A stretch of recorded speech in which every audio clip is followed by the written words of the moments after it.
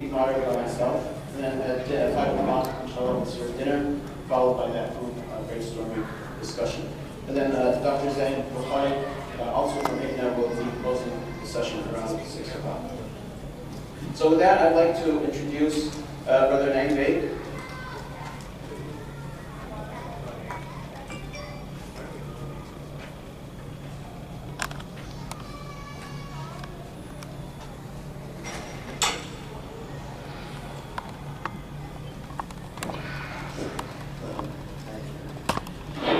Assalamu alaikum and greetings of peace to all of our guests. Welcome to this forum of mutual discussion and discussion on the aspects of freedom and justice. It is one of the traditions of our convention that we hold this interfaith discussion forum. It was started in Connecticut. And for about 10 years, we were in Connecticut? Yeah. So for 10 years, we were in Connecticut. So with the help of Harvard Seminary and the local interfaith group, this forum was started. So now it became part of the convention. And I was just thinking, sitting in the back, that probably we need a little more effort in reaching out to more interfaith organizations and other faith churches and synagogues and places of worship, so to get their participation and leadership as well in this program. IGNA is a part of, it's been almost 15 years that we have been co-chairing a dialogue with U.S. Conference of Catholic Bishops, USCCB. So we chair Mid-Atlantic Dialogue with USCCB, which was started, I believe, about 15 or 16 years ago. And this few days ago, there was a 50-year celebration of Nostra Aetate, so we were there as well. From IGNA, our team was participated in that program as well. IGNA is also part of Religions for Peace USA. We are, and currently, since I'm the president of IGNA, so I'm also serving as the national moderator for Religions for Peace USA. After September 11, with National Council of Churches, we started a Christian-Muslim initiative. And it slowly it grew, and we used to be very regular in our programs and meetings and discussion forums. But for a while, it became dormant, but now, starting last year, we revived it. So, myself and Tony Correaptos from NCCC, and from Presbyterian Church, Christine Wong, and Peter McCary from United Church of Christ. So, 4 of us, we co-chair, 4 co-chairs for this Christian Muslim initiative.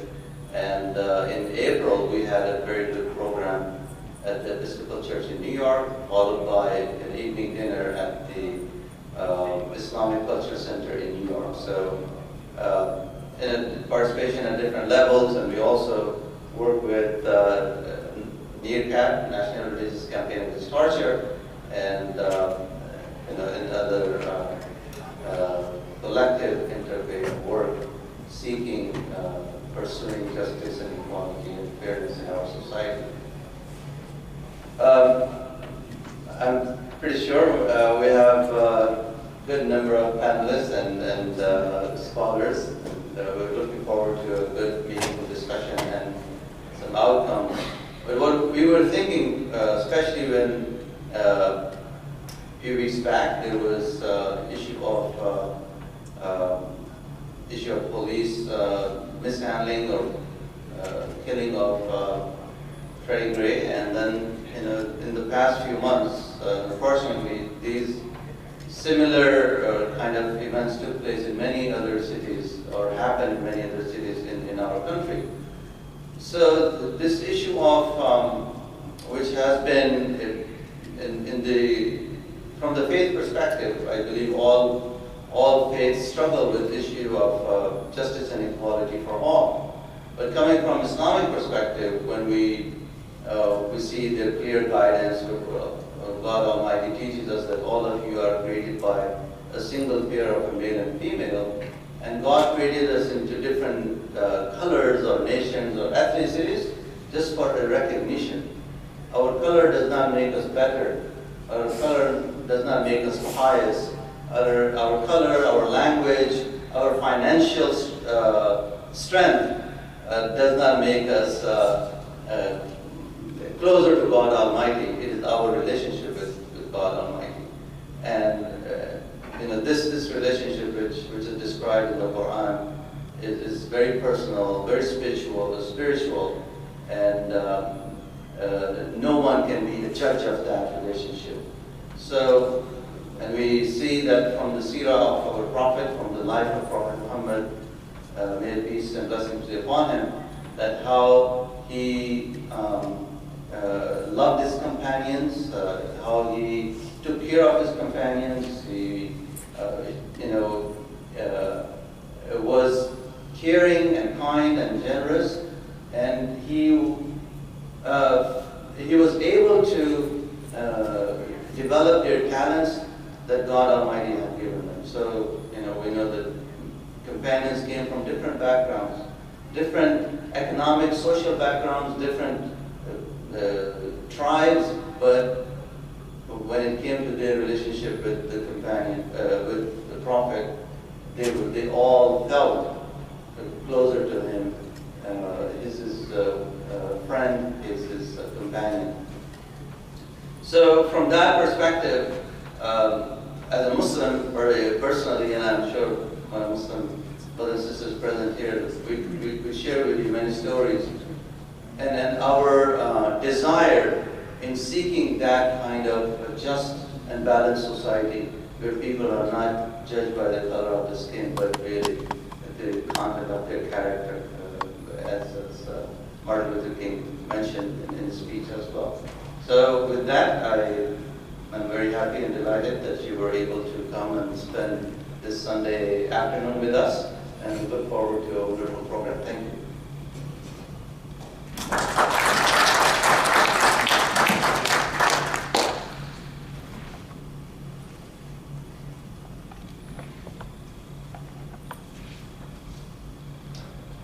Good afternoon. Thank you everyone for coming. My name is Rumi Zabed. I'm the director for ICNA Council for Social Justice.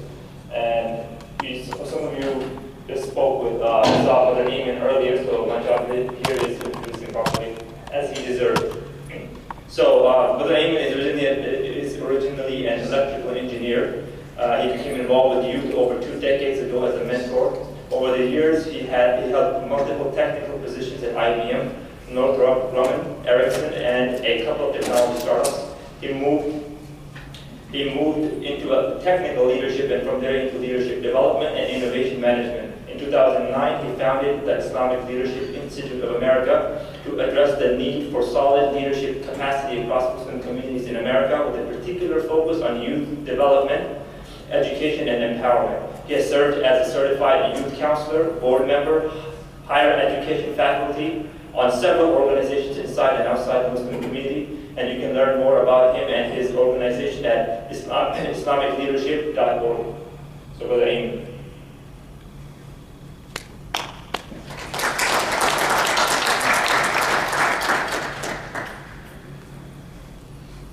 All right, I just wanted to announce that also one of our panels just arrived, Judge Amin.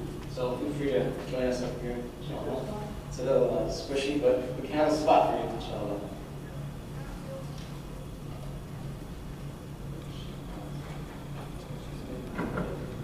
All right, so I just want to introduce our panelists real quick. Mrs. Lucy Jill Mary Lucy. She's the chairwoman of the Foreign Born Information and Referral Network, FERN, a 30-year organization located here in Howard County. She's well known to be a very passionate advocate and innovative community leader, well-experienced immigration attorney, brings vision, enthusiasm, and discipline to the projects that she undertakes. She's a very big advocate on global migration issues, international human rights, and immigration reform. She has been sought out by her peers for her knowledge in the area of immigration law and policy, chairing international trainings and conferences, and she has a perfect, excellent record for delivery of a broad range of client advocacy services. Our next panelist is Mr. Rizwan Siddiqui. He's the president of the United Maryland Muslim Council, an umbrella organization serving about 500,000 or 400,000 Muslims in the state of Maryland, working with the different Muslim councils in the different counties. He oversees county-level grassroots local Muslim councils. He's also a professional licensed civil and environmental engineer. He's also on the Maryland Higher Education Commission. And he works at EBA Engineering, which is a construction firm in Baltimore City. He was the past president, former president of the Howard County Muslim Council, and is involved in several other community initiatives. Our next panelist is Imam Hassan Amin from Baltimore City. He's Imam at Johns Hopkins University and chaplain at Johns Hopkins Hospital. He, mashallah, has a very long bio, so I'm going to have to chop it up a little bit, so please forgive me for that. But he has been, in 2004, the mayor designated March 2004 as Imam Hassan Amin Day in Baltimore City. It was proclaimed because of his work fighting crime in the neighborhoods and on the streets of Baltimore City. Also in 2010, he received the Samson Green Award for his work in the community and in the field of social work. In 2012, he received the Hero of Justice Award from the University of Maryland School of Social Work. In 2014, he received the Alumni of the Year Award from the University of Maryland School of Social Work as well. In 2004, he was inducted into the Martial Arts Hall of Fame. Our next panelist is Imam Khalid Griggs. He's Associate Chaplain at Wake Forest University.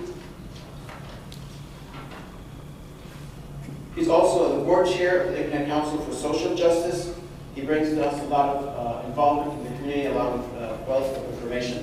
And then we have been joined by, as well, Reverend Ron Steve. He's an ordained minister at the United Church of Christ. He's the executive director of the National Religious Campaign Against Torture, which serves 325 religious organizations in the U.S. committed to providing social justice and ending U.S.-sponsored torture.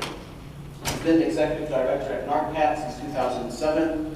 And then lastly but not least, our esteemed judge, Hassan Amin, was an associate judge at Prince George's County Circuit Court.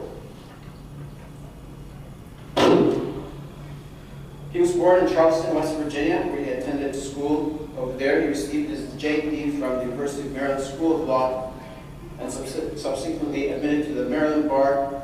His professional affiliations and accomplishments include the District of Columbia Bar, 1984, U.S. Supreme Court, U.S. District Courts for Maryland, District of Columbia, U.S. Courts of Appeal for 4th Circuit, and District of Columbia Circuit Attorney. He has a private practice as well. So with that, I'd like to welcome our panelists. We'll start with a few questions. I just want to ask everyone to adhere to like a minute or half or 2 minutes just because of the time we have. We'll start from my side and just move down. So the first question, what does freedom of expression mean, and where does the line get drawn between freedom of expression and blasphemy or even misrepresentation?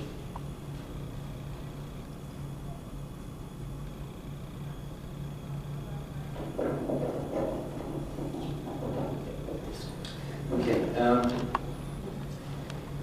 that's a very good question, but I think when we look in the context, particularly from the Muslim community at this particular time, perhaps a more precise question for us and its relevance to the Muslim community is about freedom of expression and where is that line drawn between hate speech and freedom of expression. It's freedom of expression, and I have to be very careful because I'm sitting beside the judge, so he's right here, so I can't say anything wrong. But the freedom of expression comes from the First Amendment to the Constitution, and this First Amendment this dimension dealing with freedom of expression has to do with undue government interference in the expression, verbal or otherwise, of people.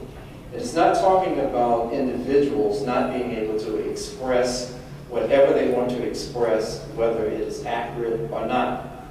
And the freedom of expression in the United States has had a very challenging history, in that the courts, for the most part, have had to decide whether or not something is a violation of the First Amendment. And if I'm incorrect, the judge will correct me on this. But I think we are basically challenged from the faith community to recognize beyond our faith communities that we have the responsibility to stand up for each other and to protect one another, whether or not someone is hiding behind the shield of freedom of expression or not. And we also, I believe, are challenged very much to go from our local efforts to try to elevate issues such as freedom of expression and protection of the rights of all persons of all faith and every person in the country, that we have to elevate this to a national level. We are doing great work for the most part at local levels, but we have to elevate this to the national level. Thank you. Assalamu alaikum. This is the rule.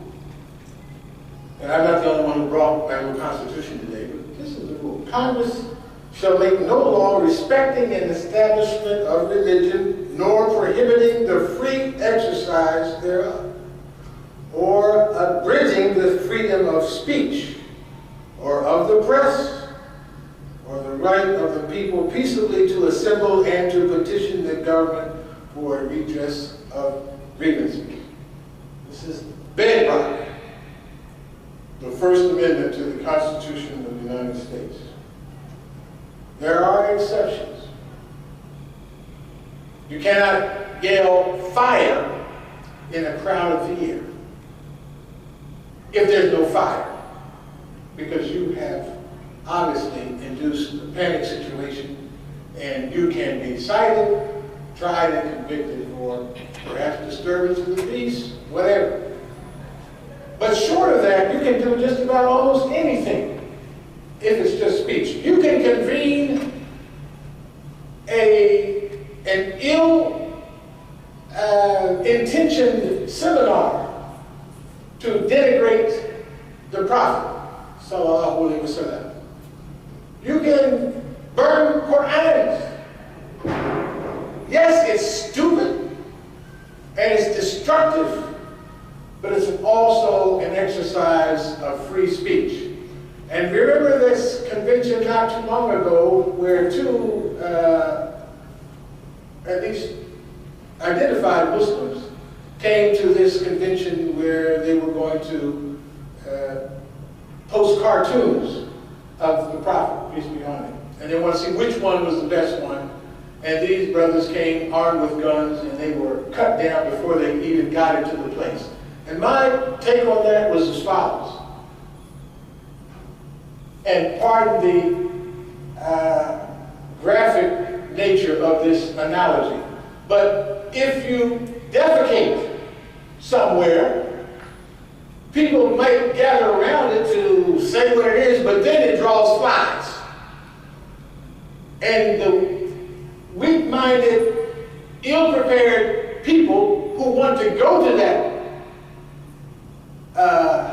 waste heap get penalized. Both the people who make it and the people who are trapped by it.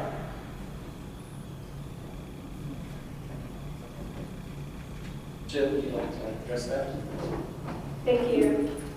First, I would like to say I'm very grateful to be here. Thank you for the Islamic Circle of North America and Islamic Leadership Institute of America for inviting me here and being amongst these wonderful panelists.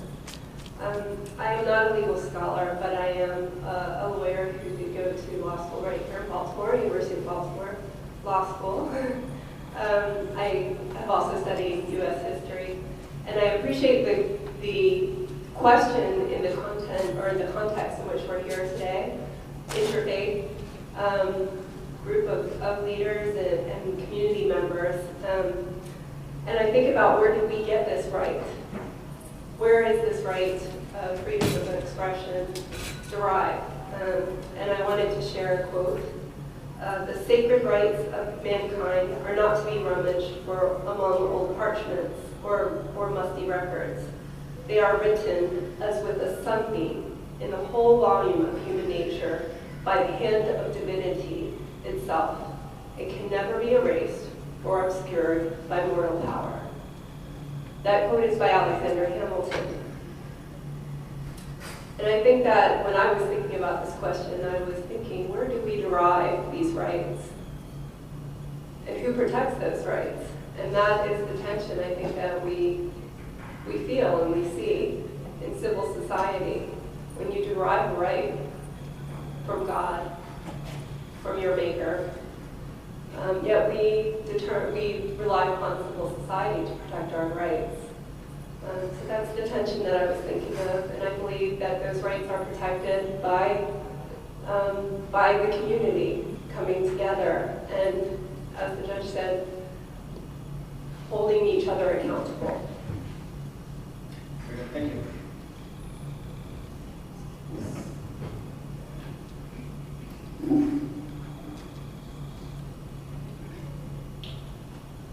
Thank you, Brother. I appreciate and wanted to thank our representing the United Malay Muslim Council during the introduction was there. This is a very important question, what you just raised, and it's not easy. You don't really live in oppression for hundreds of years in medieval time and all that, where I think the freedom of speech was oppressed. And we still see that going on in some of the Muslim countries also, right now. So this becomes a cornerstone and a core value of this society, as well as, if you read the teachings of Quran, I think it is still core value from Islam also. But for whatever we do, there have to be limits, there have to be boundaries, there have to be some kind of, like Judge Amin mentioned, that you do everything, but there will be exceptions no matter what you do. So what my thinking is, and particularly living in this country, we have to respect the core value. And we have to still respect the, what we call, very sentimental feelings of other religions. It could be Judaism, it could be Islam, it could be Christianity. There are some touchy subjects almost in every religion, and we need to respect that. So to me, if you ask, the freedom of expression does not give me a blank check to say anything, to ridicule anything at any time. There are limits we have to follow. That's what I would like to share. Thank you.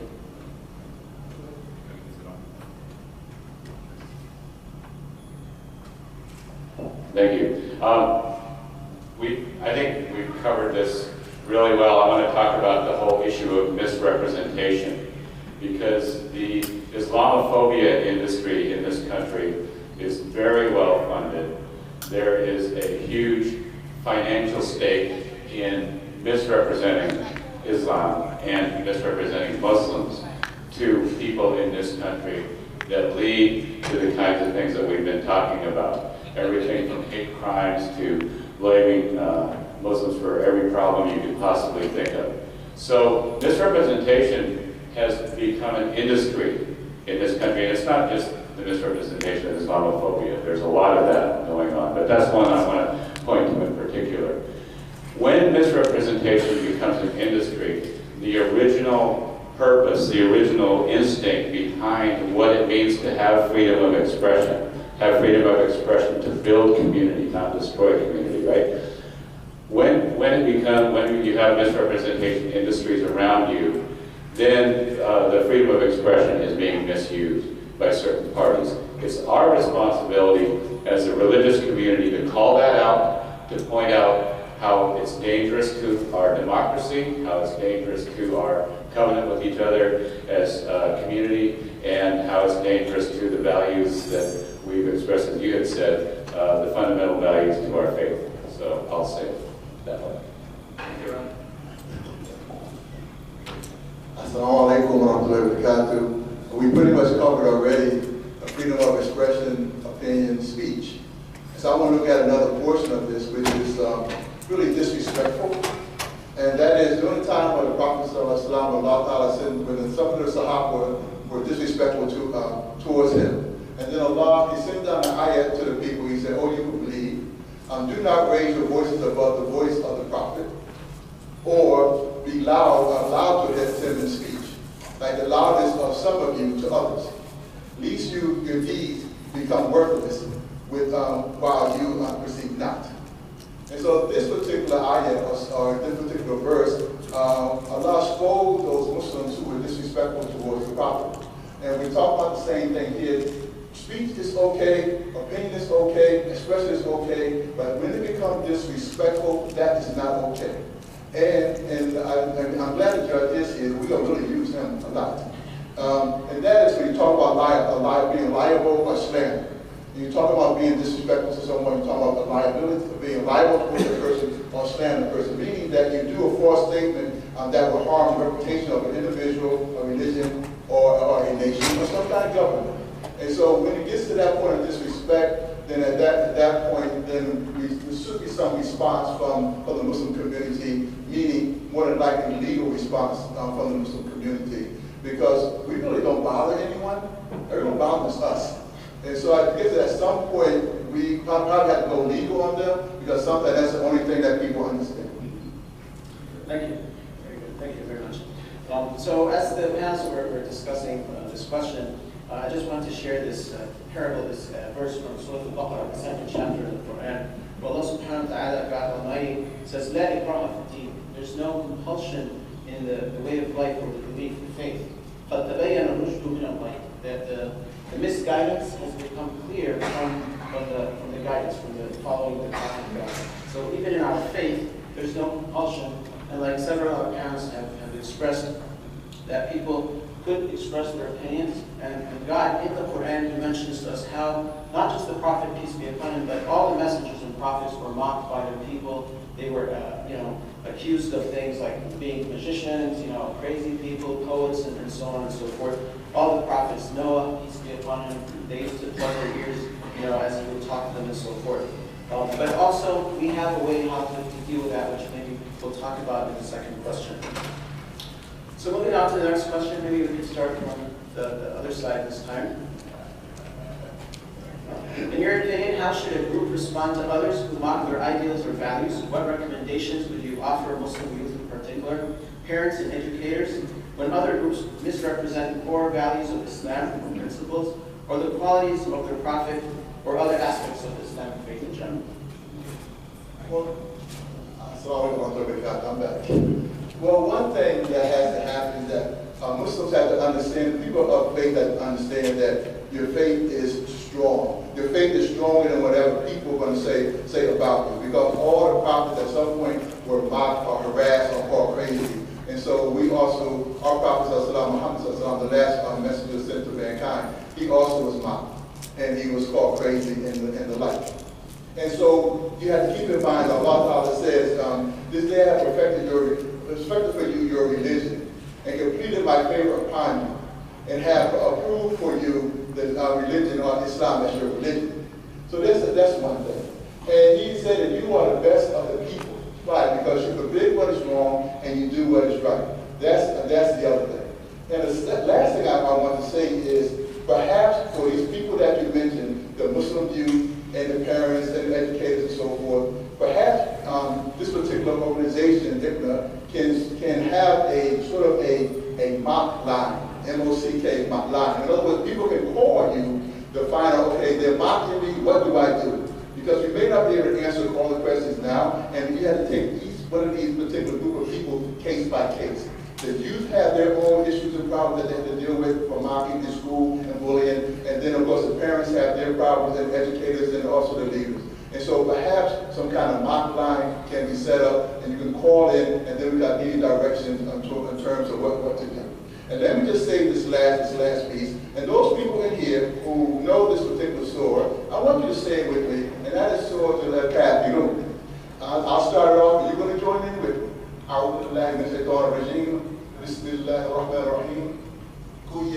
you, who yeah, and yeah, pass your own. Last out, come on.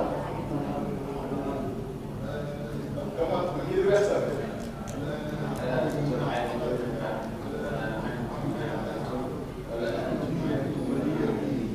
There you go. Okay? So what they said is, Booyah, I just have your own. Last out, who the matter, who do. But I do,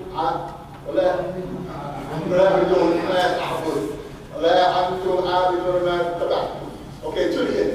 And so what they said was this: "Oh, you who disbelieve, I do not worship what you worship, nor do you worship, nor are you the worshiper of what I worship, nor will I be a worshiper of what you worship, nor will you be a worshiper of what I worship.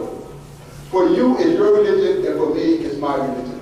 So we have to be clear on that. You have your way, and we have our way. Don't make us be like you, and don't expect us to be expect you to be like us. Can you hear me? I think this is a very interesting question, and I would say that youth is really very critical to observe patience in situations like this. And it's not only youth, but adults like us also have to take this thing in account that Islam very clearly marks that killing of anybody or doing injustice with anybody is not acceptable. If there is something which is not going right, we should try to do some different ways. As I think in Quran there are different ways. If you can stop by hand, or you can at least talk to them, or if you cannot do anything, you can feel that way and express yourself. So depending on where you are, the conditions might be different, but in any situations, I would suggest that our youth or anybody should not take law in their hand. They should work with the local authorities. And what they should do really is to register their protest. That is the best way to make everybody know what we feel and why we feel. So education to other groups, other communities is very important. But under no circumstances I would recommend our youth to take the law in their hand. Or sometimes you see those acts of terrorism, or what happened in Texas recently. I don't know what the final outcome would have been, if it would have been different than what it came out, and what the intentions of those two people, those who were there and those who were killed by the law enforcement agencies. But I think there is a civic way to express your opinion and get your point across. And there are some other recourses our youth and organizations like ICNA and several other organizations could be used. CARE is another organization which is a Muslim advocacy organization. So if there is a real concern, we need to follow. So my bottom line is that we need to be patient, we need to do our best, but not really in a way where you take law in your hand. Thank you. So if you didn't guess by my last comment, the National Religious Campaign Against Torture addresses all these issues in the context of public policy and taking our political space back when it gets challenged. And so when there's a group mocking the ideals and the values, we organize and we get bigger than they are. And a great example was in Alabama, there was an there used to be anti-Sharia law ballot initiative. Now it's an anti-foreign law ballot initiative in Alabama that was on the ballot. They found out that anti-Sharia was unconstitutional. I don't know how long it took them to find that out, but they figured that out. So now it's anti-foreign law on the ballot in Alabama. So we got organized, a shoulder-to-shoulder campaign, National Religious Campaign Against Torture, others. We even signed up the Christian Coalition of Alabama that formed Christians Against Amendment 1. We got bigger than they did. We had 30,000 evangelical voters in Alabama pledged to vote against this ballot initiative. That was amazing, and we were working with a broad community of folks. So we got bigger than they did. If you ever want to see an interesting interview, look up Asif Mandvi's interview from The Daily Show. He interviews the head of the Christian Coalition and talks to him about how this makes a mockery of our democracy when people are putting things like anti-foreign law initiatives attacking Muslims on the ballot. It makes a mockery of our democracy. So Google that and look it up. It's a pretty good segment. I like Asif Mandvi anyway. He does a good segment. He's interviewing Randy Brinson, the head of the Christian Coalition, on this campaign that we did. They didn't know what hit him. They had no idea where all these people coming from. Nobody has ever opposed them before there, but we did. Thank you. Yeah, I think that the best way to combat hate speech is not suppression, but tolerant, truthful, and intelligent speech. I think about my work at FIRN, Foreign Born Information Referral Network, and how that organization doesn't serve a particular demographic. We have become a strong organization because we learn from the collective experiences of others.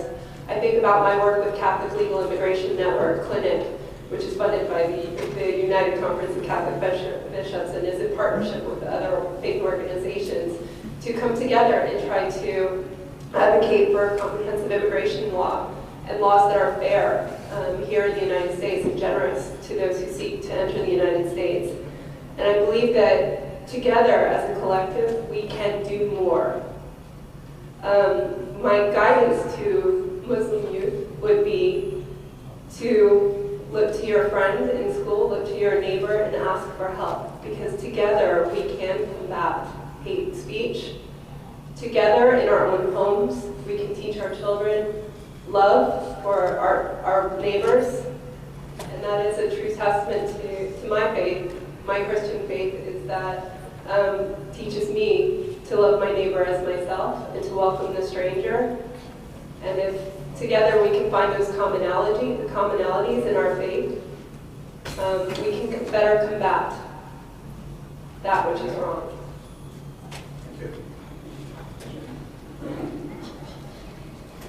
Thank you. I don't know how many of you grew up with this little saying, this little aphorism, but it's helped me throughout my life, and I like to teach it to my children and grandchildren whenever I get a chance. Sticks and stones may break my bones, but names will never hurt me. You all remember that? Say it with me. Sticks and stones may break my bones, but names will never hurt me. So, listen, as an African American, growing up in Charleston, West Virginia, if I had $1 for every time I got called the N-word, I would have a fortune. I'd be invested somewhere. Listen, somebody said that Muhammad Ali was giving a press conference and they told him, listen, Muhammad, the mayor of Louisville just said the N-word. He said, nigger, in some private conference. And Muhammad Ali turned to him and said, so what? You know, this is what we deal with. We're not afraid of names and being mischaracterized. What gives feed to that is when we pull on, add to it by violence and inappropriate response, as has been mentioned before. I'm glad the brother mentioned CARE because I think they do a great job of combating misrepresentation right in its face. And the other brother mentioned it too. There's one thing that we can't ignore though, and that is the promise of Allah. Allah says help is near, and sometimes we ignore help. I think about President Obama as he ran for, when he was senator, he was running for president. From whom did he get help? Colin Powell, of all people.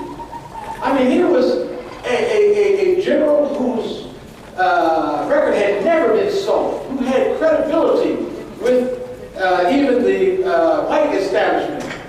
Unassailable, his credentials. And all of a sudden, he was saying, well, you know, I've examined both people and da-da-da-da-da, but Barack Obama is the man. We have had help from the Pope. Pope Francis, remember that interview on the plane? They asked him, you know, when Charlie Hebdo affair was happening, which was very ugly, and they said, well, you know, what do you have to say about that? He said, well, listen, if people talk about my grandmother and my mother, I come up, I want to bump them in the face. That was the human being. That is the human response. That is the recognition of the justice, the justification of such response. However, then they said, well, but are you condoning violence? Or no, absolutely not. It's just a reaction, and there are limits. The Pope was saying there are limits on what should be done. It doesn't mean that our reaction should be a physical one. But I did think that a message was being sent to the whole of humanity by Allah subhanahu wa ta'ala. This modern religious leader who said free speech should have its limits. But we know that when it gets to be action in terms of violence, it's never worth it. So you have to fight it, as my colleague just said, with education, with enlightenment, and with bedrock saying. So teach your kids, sticks and stones may break my bones, but names will never hurt me. Names will never hurt you. You just have to keep on being good, righteous, and a model. Thank you. Sonny, I guess the intelligent thing for me to do is say I agree with everything that's been said and sit down. And since I'm not too intelligent, I will try to make a couple of comments here. I worked in the public school system in Winston-Salem, North Carolina for 14 years. And I have a slightly different take on how words can impact individuals. I worked in high school and middle school directing an alternative program. And what I saw during this time, and I saw it with Muslim students as well, that to be called out of their name, to be verbally abused, oftentimes had a much deeper impact on Muslim children and other children than a physical beating. You get hit in the eye goes down, the blackness goes out of the eye, and you're okay. But words can hurt. And Muslims or no child or no adult should have to be subjected to the ignorance of other folks. I grew up in apartheid, Winston-Salem, North Carolina, at a time when there was nothing short of apartheid. But that was in the 1950s. That was in the 1960s. And as a nation, we should not hold standards from an earlier period and think that we should have to tolerate these things, being called certain names, whether it's for racial reasons or religious reasons. I don't think that's acceptable. It should be acceptable to any of us at any time right now. And as far as the Muslim community goes, I think that what I would say to our Muslim youth and say to Muslim parents as well is that we should follow the Sunnah, the tradition of the Prophet Muhammad ﷺ, that even when he was verbally abused and even physically abused, he didn't retaliate in kind, particularly in Mecca. He did not retaliate in kind, but neither did he go and hide. Neither did he retreat and slink into a corner and say, because they're talking about me, I'm not going to project, I'm not going to continue to carry this message in a very unapologetic way. And so I think that what I've seen, and please forgive me, I'm not pointing fingers at anyone, I'm starting with myself, but I think too often Muslims in this country, because we want to be safe, everyone wants to feel secure, we want our children to be safe, we oftentimes encourage ourselves and our children to compromise their identity. Just get along. Take off, if you're a girl, take off your headscarf so you won't be the object of this kind of abuse. Rather than that, we should be insisting that this abuse stop, that it's not tolerable. I don't know how many times I've had to go, and I'll shut up, but I know how many times I've had to go to public schools when I was working in the school system and challenge the principals or the assistant principals to do their job. Because bullying is not tolerable. No one child should be bullied because of their religion or because of their race or because of their economic status or anything else. It's intolerable, and as a Muslim community, my encouragement is look at this example of the Prophet Muhammad, peace be upon him. It was not an example of running and hiding. It was an example of knowing your religion and presenting it in a very forceful manner to others. Thank you. So far, just to correct just a summary of our panel's discussion, learning from previous mistakes that our nation or experiences that our nation has gone through, patience, education, knowing our rights, not compromising, and also being patient and following the guidance. And this kind of reminds me with an ayah of Surah An-Nisa, the chapter of women, chapter 4 in the Quran, where Allah subhanahu wa ta'ala specifically talks about mocking the religion or the people who follow the faith or the prophets. And he says, if you are sitting with a group of people who mock you, then walk away.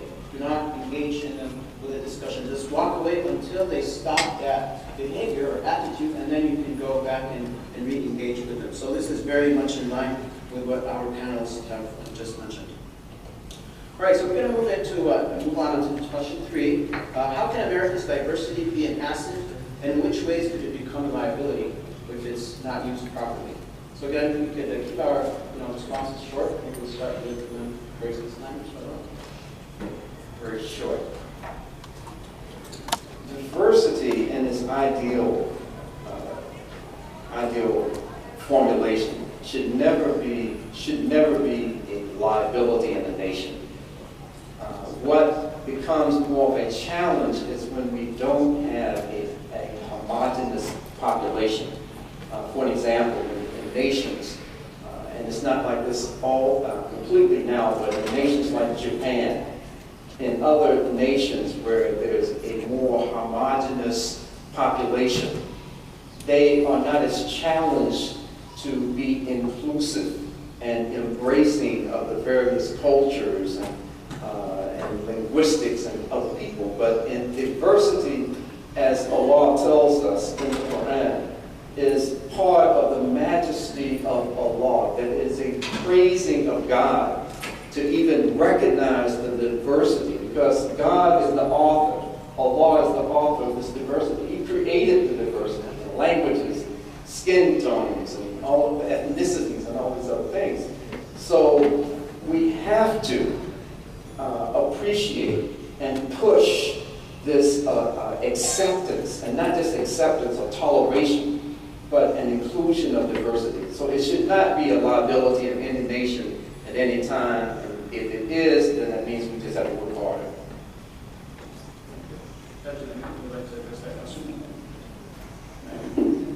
Yes, I agree that diversity is almost no point at which there's too much diversity. The only time when that diversity is a problem is after a leader or a convener has made a decision after having shura with the people who are in a position to advise that person. And then there's a decision made, all of a sudden you get a breakaway group and there's unwelcome diversity. That's after a decision is made. But diversity is a great thing. Let me share one thing with you. On a daily basis, I see the beauty of diversity. I sit in the circuit court for Prince George's County, and even as a district court judge, we've had people coming from overseas. We've had people who speak French as their native language. We have people who speak Arabic as their native language, and certainly a lot of Latinos who speak Spanish. And it really, really helps the bench, that is the judges, to be reflective of the diversity of the citizenry. The other day I had 2 Pakistani couples who were represented by attorneys, both of them. And of course there was a contested divorce, contested custody, and let me tell you that 50% of our caseload in Prince George's County and throughout the state of Maryland just about is families breaking up.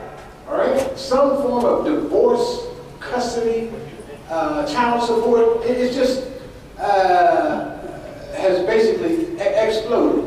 So anyway, here come these 2 Pakistani litigants, and imagine their surprise when, after the judge takes the bench and the formalities are dispensed with, I say to each of them, "Assalamu alaikum, Mr. So-and-so." And they're like, whoa. So I was hoping and praying that maybe just that little bit of leverage could maybe induce some settlement talks. I'm not sure whether I was successful at that point or not, but it does help a lot. And so this is what is really nice, when you see leaders who look like you. We all like them. That's why, we like Tiger Woods on the golf course, even though he's, whatever, Gambling Nation. And you like to see the basketball players outdo this and that. I mean, you just like that. That helps you identify with what's going on. So I am a huge proponent of diversity. We do not have enough of it. We never wear close to it in our institutions and seats of government. I am a resident of Howard County by choice. I live in Columbia, Maryland, which is known to be a diverse community. I believe strongly that America's diversity is its incredible asset. Otherwise, I wouldn't have dedicated the last 15 years of my life to immigration law. I believe many of us have heard the metaphor of the United States or as America as a melting pot. I'm not fond of that metaphor, which inspires sort of ideas of assimilation and us all kind of melding together. Later in life, or later in America's history, we heard of the metaphor of America as the Salad Bowl, and I'm still not fond of that quite yet. I still don't think that really does us justice. But it was at least trying to come to an acknowledgement of multiculturalism. I've heard the term mosaic as a newer term. And I'm a country girl. I came from England, and I moved to a farm here in Maryland. And we have lots of quilts in England, and we have lots of quilts in the farming community. And I kind of like the metaphor of the quilt that never ends, the infinite quilt. And if you think about quilts that have been passed around or passed down generation to generation, almost sacred because of the hands that stitched that quilt, what makes those quilts endure the length of time? And it is the stitching. It is the beauty of the quilt, the many different colors and shapes of patches that the quilt is constructed of. And I think it's my metaphor for America is the quilt that never ends, the infinite quilt that is made beautiful by every patch in the quilt, and that is fortified by its stitching. And I liken the stitching to what we do to protect ourselves as a society. For those who don't believe in diversity and those who challenge diversity, I try to listen to their beliefs with an open mind. I must admit sometimes I struggle with that. Those who are less tolerant tend to get my ears to close pretty quickly. I have exercised more and more the ability to listen, even though my heart says shut down. And what I hear from those who